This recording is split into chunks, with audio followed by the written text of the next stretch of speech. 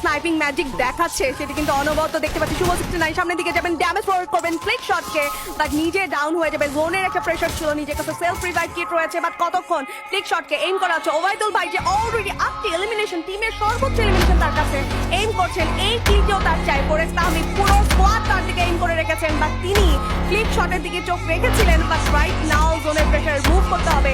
এই বুয়াটি কিন্তু Bangladesh top 1 deserve করে। তারা চাইবেন এখান থেকে এতটা এলিমিনেশন নিয়ে বুয়াটা মিস করতে অবশ্যই চাইবে না। পিছন থেকে তাহমিদ ঘুরে যাচ্ছে, একটা ড্যামেজ দিবেন। বাংলাদেশ টপ 1 ওই জায়গাটিতে নিজেকে সেভ করে একটা ভালো কভার মেইনটেইন করে এগিয়ে গেছেন ওবায়দুল ভাই। লেটস সি ক্লাস মোমেন্ট আমরা দেখতে চাই তার তরফ থেকে।